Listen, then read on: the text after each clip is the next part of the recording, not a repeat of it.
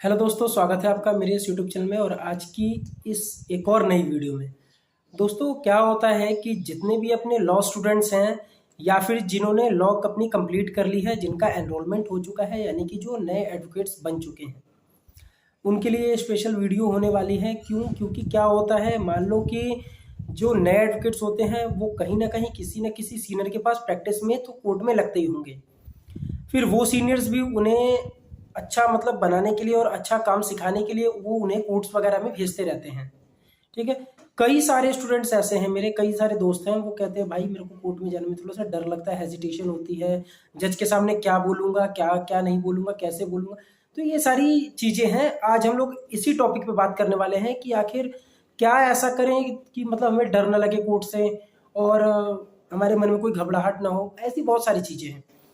तो दोस्तों सबसे पहले मैं आपको बता दूं कि क्या होता है अगर आप कहीं भी मतलब किसी भी कोर्ट में अगर आप जाते हैं, ठीक है ना, तो उस कोर्ट के बारे में आप जान लो कि किसकी कोर्ट है। ठीक है ना। उस कोर्ट में मैटर किस चीज़ का चल रहा है, क्रिमिनल का केस चल रहा है या सिविल का केस चल रहा है, या आप जिस मैटर में अपीयर हो रहे हैं वो आखिर मैटर एक्चुअल में है क्या। दूसरी चीज, जब आप लोग ये पता कर लेते हैं, उसके बाद क्या होता है, आप लोग जब कोर्ट में जाते हैं तो देखते हैं बाहर लिस्ट टंगी होती है। लिस्ट में आप लोग अपना नाम देख लेते हैं। नाम देखने के बाद आप लोग आराम से बैठ जाते हैं। तो दोस्तों वहीं आप लोग गलती करते हैं। आप लोगों को आराम से नहीं बैठना है। जो सीनियर ने आपको कोर्ट में भेजा हुआ है, सबसे पहले तो आप उन सीनियर साहब से अपनी वो जो कोर्ट की फाइल होती है, जिस मैटर में आपको भेज रहे होते हैं, उससे वो फाइल ले लीजिए। ठीक है ना। फाइल लेने के बाद आपने कॉज लिस्ट में अपना नाम चेक किया। कॉज लिस्ट में अपना नाम चेक करने के बाद आप फाइल निकाल के उस फाइल को देखें और पढ़ें कि हम लोग किसकी ओर से हैं, क्लेमेंट की ओर से हैं या रेस्पोंडेंट की ओर से हैं। ठीक है ना।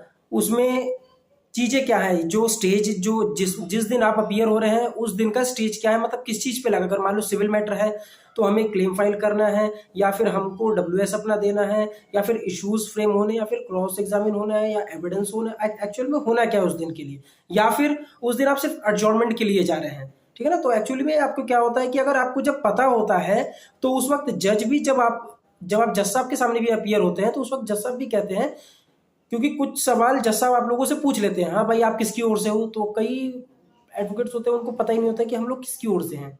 ठीक है ना। तो थोड़ा सा आप लोग ये पता कर लें कि हम लोग किसकी ओर से हैं। दूसरी चीज कि जज साहब पूछ लेते हैं, क्या आप लोगों को मालूम, क्या आपको पता है कि आज किस मैटर में आप आए हो और किस स्टेज पे लगा है, क्या होना है आज। तो उसके बारे में भी देख लें। थोड़ी सी उसकी डिटेल्स पढ़ लिया करो। मान लो अगर आप क्लेमेंट से हो, ठीक है ना, और आप उधर मैनेजमेंट से डब्ल्यूएस उनका आ चुका है और आप लोग रेप्लिकेशन फाइल कर रहे हो, तो कई बार क्या होता है, जज साहब पूछते हैं हाँ भाई बताओ क्या है मैटर, क्योंकि इतने सारे मैटर होते हैं कोर्ट में, जज साहब को खुद नहीं पता होता। जज साहब तो खुद मतलब जो ऑर्डर शीट होती है, लास्ट प्रीवियस जो ऑर्डर शीट होती है, उसमें से देख के आपको आपकी फाइल वो समझते हैं। तो उसमें क्या होता है दोस्तों, आप लोगों को पता होना चाहिए। मान लो जैसे मैं लेबर का एक एग्जाम्पल ले लेता हूँ। मान लो एक वर्कर है, वो पिछले एक कंपनी में पिछले 15 सालों से काम कर रहा था। उसकी सैलरी 25,000 रुपये थी। ठीक है। उसको पिछले 3 महीने से सैलरी नहीं मिली है। उसकी डेट ऑफ टर्मिनेशन है 21 अगस्त सन 2015 की। ठीक है ना। तो इस तरह आपको याद होना चाहिए कि वो कब लगा, उसकी सैलरी क्या थी, लास्ट ऑन क्या थी, कब उसको निकाला, उसके बाद क्या क्या उसको फैसिलिटीज नहीं मिली। ऐसी बहुत सारी जो उसके अंदर की जो डीप थोड़ा सा नॉलेज रहता है ना, आपने वो याद पता होना चाहिए। तो इसलिए जब भी आप कोशिश देखें उससे पहले उसके बाद आप लोग उसमें से थोड़ी सी फाइलें पढ़ लें। फाइल पढ़ने के बाद, और ऐसा नहीं होता है कि जज आप लोगों को, जो जज साहब होते हैं आप लोगों को सपोर्ट नहीं करते हैं। जो जज साहब लोग होते हैं वो यंग लॉयर को या यंग एडवोकेट को बहुत ज़्यादा सपोर्ट करते हैं।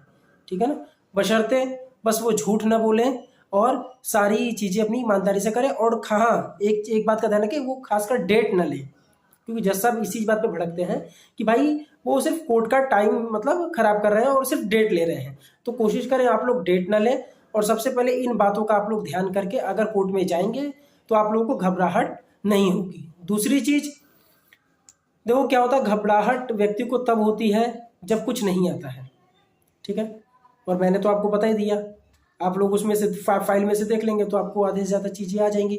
रही बात लॉज की, तो जैसा अब इतना लॉज नहीं पूछते हैं, हाँ कुछ पूछते हैं। अगर नहीं पता है तो जैसा आपको कहते हैं ना, जैसा अभी नहीं पता मैं आगे याद कर लूँगा। तो ऐसे करके। और दूसरी क्या बात होती है कि अगर आप कंटिन्यू प्रैक्टिस में अगर रहेंगे, यानी कि लगातार अगर आप लोग प्रैक्टिस अगर करते रहेंगे, तो घबराहट और डर कभी भी कोर्ट से आपको नहीं लगेगा। ठीक है, आशा करता हूँ ये जानकारी आप लोगों को पसंद आई होगी। अगर आए तो उसको लाइक कर दे, सब्सक्राइब कर दे और सारी बेल आइकन वगैरह सब चीज़ कर दे। Thank you.